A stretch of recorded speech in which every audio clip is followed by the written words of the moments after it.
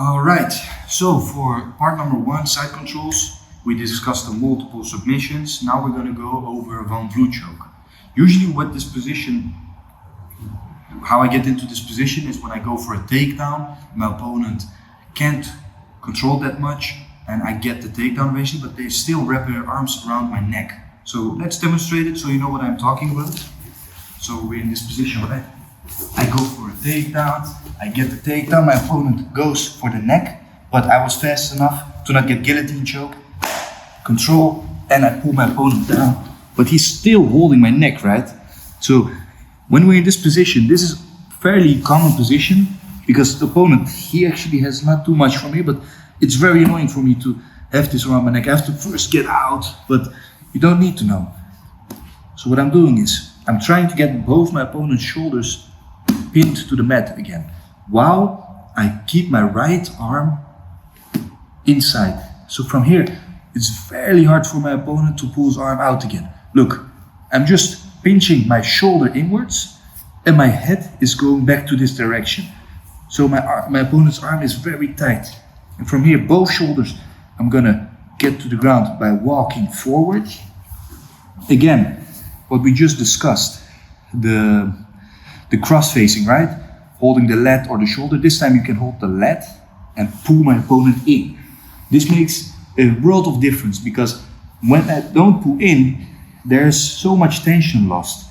So when I pull in, there's way more tension, and when I connect my hands like a gable grip, I can now put tension on his jaw, and then to make it even harder for him to breathe, what I like to do is I'm on my toes and I'm gonna make a back step almost like this, and I put my shoulder into his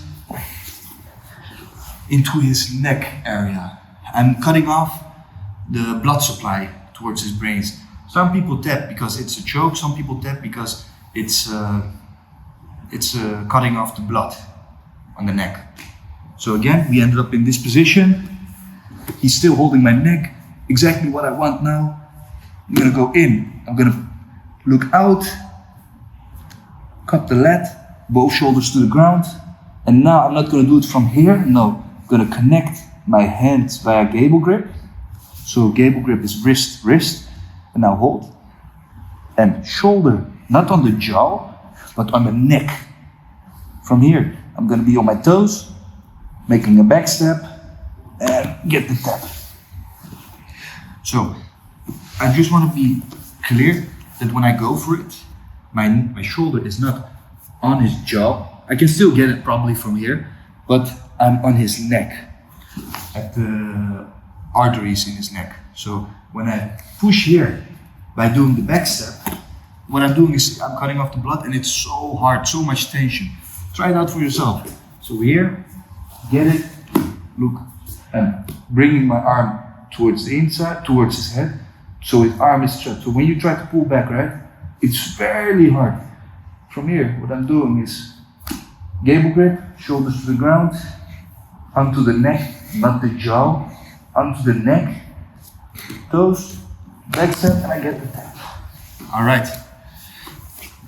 So this was the Flue Choke. Some people know it as the St. Prook's chokes as well.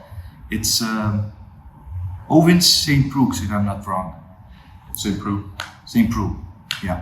So you might know it as the St. Prook's or the Flue Choke. However, it's a cool technique. Try it out.